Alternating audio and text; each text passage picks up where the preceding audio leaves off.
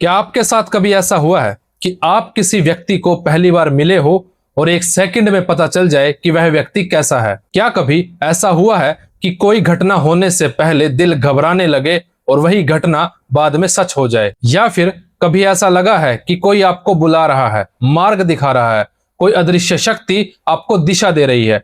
अगर आपका उत्तर हाँ है तो ध्यान से सुनिए। यह कोई संयोग नहीं है, यह किसी बड़े परिवर्तन का संकेत है।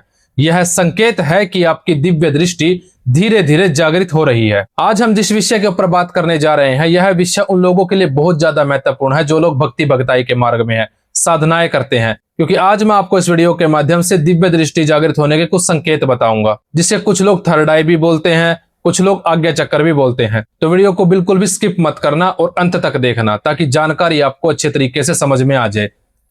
तो चलिए भक्तों, वीडियो को शुरू करते हैं।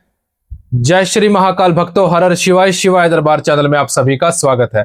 मैं जो भी जानकारी दूंगा वह सभी जानकारी मेरे ज्ञान, अनुभव और साधना मार्ग पर आधारित है। दिव्य दृष्टि क्या है? धर्म ग्रंथों में इसे ज्ञान चक्षु, तीसरा नेत्र या आज्ञा चक्र बोला गया है। यह कोई साधारण दृष्टि नहीं है, यह चेतना का वो द्वार है जहां भूत, भविष्य और वर्तमान तीनों काल एक ही क्षण में दिखाई देते हैं, जहां आत्मा और परमात्मा का संवाद प्रारंभ होता है। दिव्य दृष्टि खुलना मतलब आप मानव शरीर में रहते हुए भी मनुष्य मात्र नहीं रहते, आप एक चेतना बन जाते हैं। देखिए, दिव्य दृष्टि जागृत करना हर भक्त की, हर साधक की इच्छा होती है। जो लोग भगताई के मार्ग में हैं, दरबार लगाना चाहते हैं, तो उनके लिए यह चीज बहुत ज्यादा महत्वपूर्ण होती है कि वह सामने वाले व्यक्ति के बारे में बारीक से बारीक जानकारी पता कर पाए। क्योंकि जब तक उनको सामने वाले व्यक्ति की समस्या ही नहीं पता होगी, तब तक वह उसका समाधान भी नहीं कर पाएंगे। लेकिन यह सिर्फ यहां तक सीमित नहीं है कि आप दूसरों के बारे में जानकारी प्राप्त कर सके।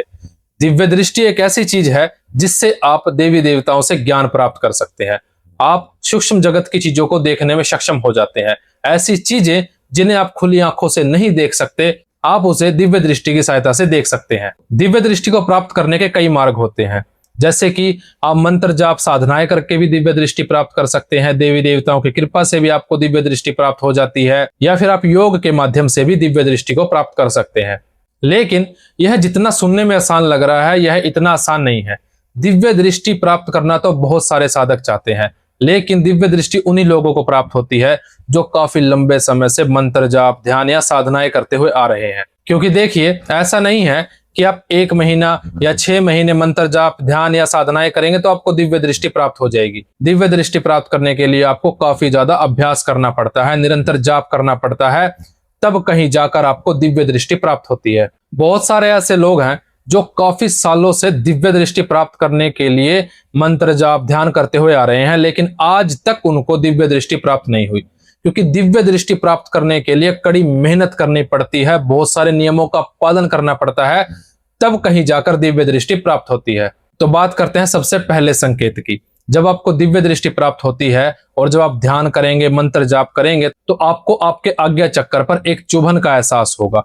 आपको महसूस होगा कि जैसे वहां पर चींटियां चल रही हैं, वहां पर आपको खिंचाव महसूस होगा। और जो आपको चुभन महसूस होगी वह 10 मिनट तक आपको महसूस होगी, उसके बाद वह अपने आप ही गायब हो जाएगी और दोबारा से फिर आपको वह चुभन महसूस होनी शुरू हो जाएगी। ऐसा आपके साथ निरंतर होता ही रहता है। और आपके साथ ऐसा इसीलिए होता है, जब आप मंत्र जाप ध्यान करते हैं अपने आज्ञा चक्र पर ध्यान लगाकर, तो इससे साफ पता चलता है कि आपकी ऊर्जा मूलाधार चक्र से ऊपर उठकर आपके आज्ञा चक्र की तरफ जा रही है, जिससे आपकी इंट्यूशन तेज होनी शुरू हो जाती है। आप बिना कारण चीजें जानने लगते हैं, लेकिन लोगों को लगता है कि आप सिर्फ अनुमान लगा रहे हैं, लेकिन सच्चाई तो ये है आप ऊर्जा पढ़ रहे होते हैं, यानी कि ओरा रीडिंग। कभी ऐसा होता है कि आपके मन में ख्याल आता है कि कोई व्यक्ति मुझसे बात करना चाहता है, उसका कॉल आने वाला है।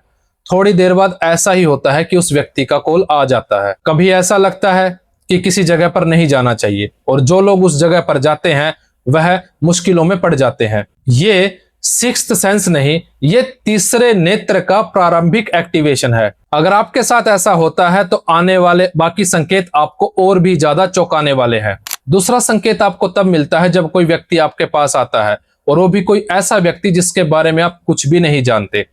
जब वह व्यक्ति आपके सामने आएगा तो उस व्यक्ति के लिए आपके मन में अपने आप ही विचार आने शुरू हो जाएंगे। आपको पता चलना शुरू हो जाएगा कि वह व्यक्ति कैसा है, उसका स्वभाव कैसा है, वह आपके पास क्यों आया है, उसके साथ सकारात्मक शक्तियां हैं या नकारात्मक शक्तियां हैं, उस व्यक्ति के साथ क्या क्या घटनाएं घट चुकी हैं। उस व्यक्ति के बारे में आपको हर बारीक से बारीक जानकारी अपने आप ही पता चलनी शुरू हो जाती है। अब शब्द मायने नहीं रखते, व्यक्ति क्या बोल रहा है उससे अधिक वह क्या सोच रहा है, यह चीज आप महसूस कर लेते हैं। सामने वाला व्यक्ति अगर झूठ भी बोल दे तो आपकी चेतना आपको बता देती है, क्योंकि ऊर्जा कभी भी झूठ नहीं बोलती। तीसरा संकेत होता है सपनों का संदेश बन जाना। साधारण मनुष्य सपने भूल जाता है, लेकिन एक जागृत साधक सपनों में संदेश पढ़ता है। आपको सपने में संस्कृत मंत्र सुनाई दे सकते हैं, किसी गुरु के दर्शन हो सकते हैं। सपनों के माध्यम से आपको दिखेगा कि जैसे आप लोगों के बारे में कुछ बता रहे हैं, और जब आपको ये चीज दिखेगी तो आपको ऐसा दिखेगा कि जैसे आपने आंखें बंद कर रखी हैं और जो भी आप लोगों के बारे में बता रहे हैं वह आप सिर्फ अपने आज्ञा चक्र में देखकर बता रहे हैं, यानी कि वह जानकारी जिसे पुच्छा भी बोलते हैं। और यह चीज आपको सपने के माध्यम से बार बार दिखाई देती ही रहती है, क्योंकि कुछ चीजें ऐसी होती हैं जो दिन में आपके ध्यान में ना आए किसी भी व्यक्ति के बारे में, वही चीजें सपने के माध्यम से आपके सामने आ जाती हैं। सपने अब कल्पना नहीं, सूक्ष्म लोक से संवाद बन जाते हैं। महर्षि व्यास ने कहा है, स्वप्न वह दर्पण है जहां आत्मा अपनी यात्रा की झलक दिखाती है। चौथा संकेत आपको मिलता है विचारों के माध्यम से। कुछ भी अच्छा या बुरा होने वाला होगा, उस चीज का आभास आपको पहले ही हो जाएगा। हो सकता है आपका मन घबराने लगे, आपको ऐसा महसूस होने लगे कि कोई घटना घटित होने वाली है। जो आपको महसूस हुआ था, अगर वह घटना वास्तव में घट जाती है और यह चीज आपके साथ अगर बार बार होती रहती है तो यह दिव्य दृष्टि का ही संकेत होता है। अब बात करते हैं पांचवें संकेत के बारे में। जब आपको दिव्य दृष्टि प्राप्त होने वाली होती है और उस वक्त जब आप ध्यान करते हैं, मंत्र जाप करते हैं, तो आपको आपके आज्ञा चक्र में अलग अलग रंग दिखाई देने शुरू हो जाते हैं। और यह चीज आपके साथ शुरुआत में होती है, बाद में वह रंग धीरे धीरे एक सफेद प्रकाश में बदल जाते हैं और वह सफेद प्रकाश आपको आपके आज्ञा चक्र में बार बार दिखाई देता ही रहता है। और यह भी दिव्य दृष्टि जागृत होने का ही संकेत होता है, यानी कि आज्ञा चक्र में दिव्य ऊर्जा का प्रवाह। ध्यान करते समय भ्रिकुटी में वाइब्रेशन होनी शुरू हो जाती है, आपको गर्मी महसूस होने लगती है, आपकी बॉडी हीट करना शुरू कर देती है। ये सब भ्रम नहीं है, ये कुंडलिनी ऊर्जा का आरोहण है, यानी कि कुंडलिनी शक्ति का जागृत होना। जब ऊर्जा आज्ञा चक्र तक पहुंचती है तो साधक दुनिया को आंखों से नहीं देखता, चेतना से देखना शुरू कर देता है। जैसे कि महाभारत में बताया गया है, जब अर्जुन का तीसरा नेत्र खुला तभी वह विराट रूप देख सका था। छठा संकेत आपको ध्यान के माध्यम से या मंत्र जाप करते समय मिलता है। मानकर चलिए आप भगवान शिव की पूजा करते हैं, तो जब आप ध्यान या मंत्र जाप करेंगे तो आपको भगवान शिव से जुड़ी हुई चीजें ध्यान के माध्यम से दिखनी शुरू हो जाएंगी, जैसे कि उनका डमरू, त्रिशूल, उनके गले का सांप। देखिए, ऐसा नहीं है कि आपको भगवान शिव के दर्शन हो जाएंगे, यह सिर्फ एक शुरुआत है और यह एक दिव्य दृष्टि जागृत होने का ही संकेत होता है। सातवां संकेत भी आपको ध्यान या मंत्र जाप करते समय ही मिलता है। जब आप अपने इष्ट के मंत्रों का जाप करेंगे तो आपको ऐसा महसूस होगा कि जैसे आपके मन में उठ रहे सवालों के जवाब आपको कोई बता रहा है, आपसे कोई बात कर रहा है, यानी कि आपके देवी देवता आपको ध्यान के माध्यम से आपके सवालों के जवाब देना शुरू कर देते हैं। साथ में आपको ध्यान के माध्यम से भविष्य में होने वाली घटनाओं के बारे में भी दिखना शुरू हो जाता है। और जो चीजें आपको ध्यान के माध्यम से दिखती हैं वह चीजें वास्तव में कुछ समय बाद घटित हो जाती हैं। आठवां संकेत भी आपको मंत्र जाप ध्यान करते समय मिलता है। जब कोई शुरुआत में साधक साधनाएं करता है, मंत्र जाप करता है, तो उसको ऐसा महसूस होता है कि उसके आसपास कोई शक्ति है, लेकिन वह उन शक्तियों को पहचान नहीं पाता। लेकिन जैसे जैसे दिव्य दृष्टि जागृत होने वाली होती है या दिव्य दृष्टि जागृत हो जाती है तो वह साधक उन शक्तियों को पहचानने में सक्षम हो जाता है। वह पहचान लेता है कि उसके आसपास देवी देवताओं के गण, दूत या देवी देवताओं की ऊर्जा है या कोई नकारात्मक शक्ति। और ऐसा आपके साथ तब भी होता है जब आप किसी के घर पे जाते हैं। जब वहां पर जाएंगे तो वहां पर आपको अपने आप ही महसूस हो जाएगा कि वहां पर कोई नकारात्मक शक्ति है या सकारात्मक शक्ति है, या फिर उस घर के ऊपर किसी ने कोई तंत्र क्रिया तो नहीं करवा रखी। देखिए, दिव्य दृष्टि कोई खिलौना नहीं है, यह शक्ति है और शक्ति का सही प्रयोग ही साधक को सिद्ध बनाता है।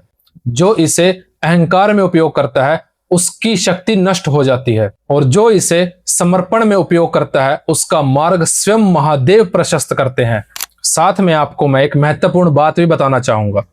हो सकता है किसी चीज को प्राप्त करना आसान हो, लेकिन उस चीज को बनाए रखना बहुत ज्यादा मुश्किल होता है। बहुत सारे ऐसे लोग हैं जिनको दिव्य दृष्टि तो प्राप्त हो जाती है, लेकिन बाद में उनकी दिव्य दृष्टि बंद हो जाती है, उनको सब कुछ दिखना बंद हो जाता है। क्योंकि दिव्य दृष्टि प्राप्त होने के बाद भी आपको निरंतर अभ्यास करना पड़ता है, उस ऊर्जा को बनाए रखना पड़ता है। और यहीं पर बहुत सारे लोग गलती कर बैठते हैं, यानी कि जब उनको दिव्य दृष्टि प्राप्त हो जाती है, भूत भविष्य वर्तमान की घटनाएं उनको पता चलनी शुरू हो जाती है, तो उसके बाद वह मंत्र जाप ध्यान या साधनाएं करने ही छोड़ देते हैं।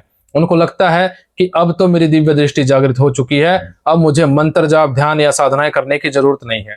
जिस कारण से जो उनकी ऊर्जा मूलाधार चक्कर से उठकर आज्ञा चक्कर की तरफ गई थी, वह वापस दोबारा नीचे की तरफ गिरना शुरू हो जाती है, जिस कारण से उनकी दिव्य दृष्टि डीएक्टिवेट हो जाती है। तो ऐसा नहीं है कि अगर आपको दिव्य दृष्टि प्राप्त हो चुकी है तो वह हमेशा आपके साथ रहेगी। उसको बनाए रखने के लिए आपको निरंतर जाप ध्यान अभ्यास करना पड़ेगा। तो भक्तों, मैं उम्मीद करता हूं कि जो जानकारी मैंने आपको दी है, यह जानकारी आपको अच्छे तरीके से समझ में आ गई होगी। अगर आपको वीडियो पसंद आई है तो वीडियो को लाइक कर दीजिए, ज्यादा से ज्यादा शेयर कर दीजिए, ताकि यह जानकारी सभी लोगों को प्राप्त हो सके। और अगर आप शिवाय दरबार चैनल पर पहली बार विजिट कर रहे हैं तो चैनल को सब्सक्राइब करके बेल आइकन जरूर दबाएं, ताकि आने वाली सभी वीडियो आपको सबसे पहले प्राप्त हो सके। तो मिलते हैं अब अगली वीडियो में, तब तक के लिए जय श्री महाकाल भक्तों, हर हर शिवाय।